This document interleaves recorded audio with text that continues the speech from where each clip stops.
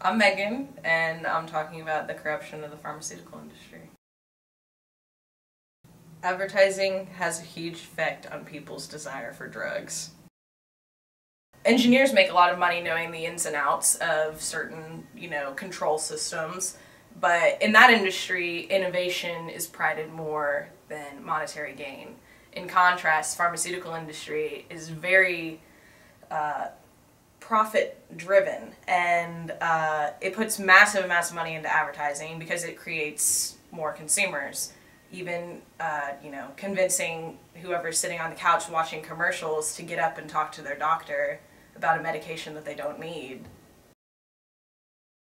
Essentially, overdiagnosis is the diagnosis of a disease that doesn't have any major symptoms or can never cause death. They put you on medications which have side effects and go through biopsies and scanning and follow-up procedures to investigate the diagnosis, but it turns asymptomatic patients into paying customers.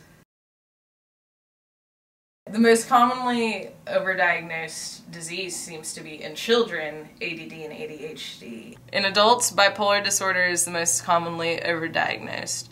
The drugs used to treat bipolar disorder include antidepressants and antipsychotics. Antipsychotics is one of the most prescribed drug categories.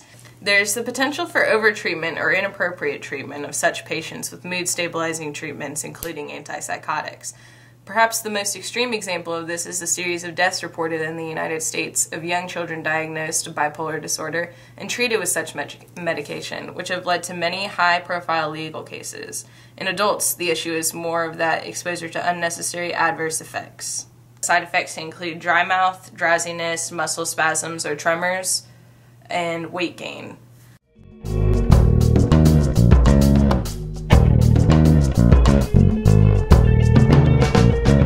My name is Taylor Williams. I'm 20 years old. I'll be 21 in October.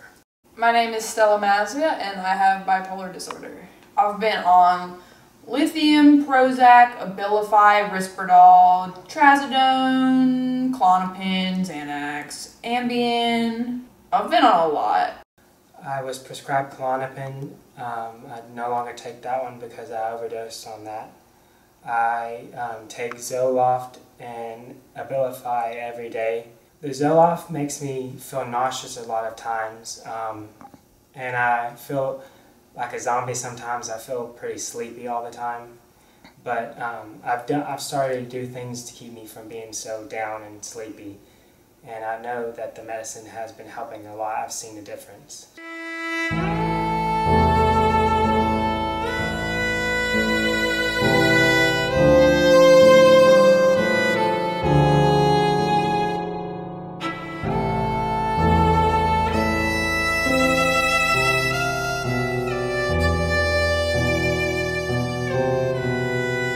The problem with overdiagnosing physical and mental disorders such as these and treating them with prescriptions lies in the fact that we introduce many chemical compounds into our bodies, many of which we do not know the true effects of and true repercussions of. A good example of this is acetaminophen.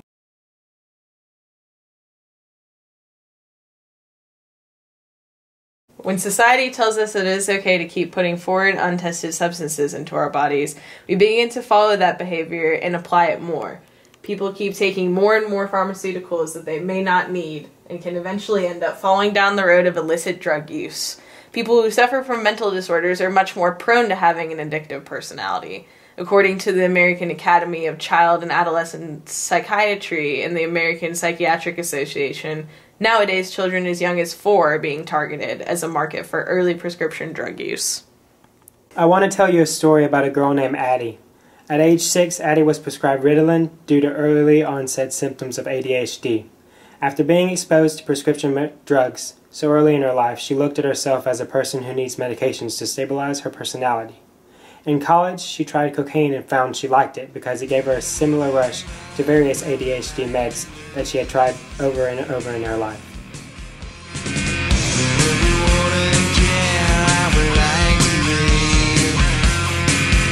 Since the Controlled Substance Act of 1970, the most common sanction for illegal drugs has become jail.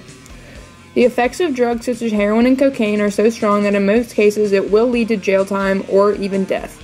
According to the Bureau of Justice, about 8 in 10 state prisoners who had a mental health problem said that they had used alcohol or drugs in the month before the offense, while more than 2/3 of local jail inmates were found to be dependent on drugs or alcohol.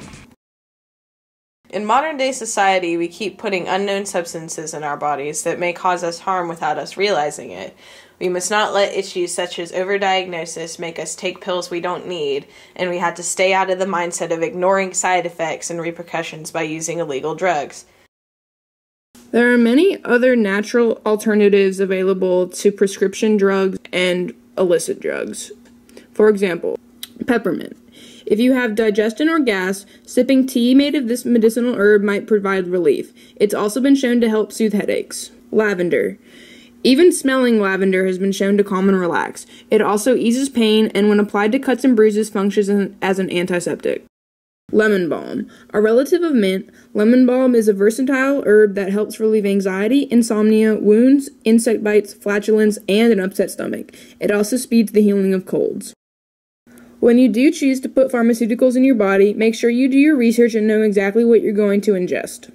Avoid harsher consequences of illegal drug use and stay out of jail by being informed and choosing not to break the law and use illegal drugs.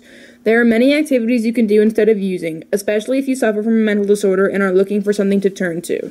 Try working out or eating healthy. Find a hobby or activity to get involved in. This can be something such as music, cooking, sports, hiking, or even fortune telling.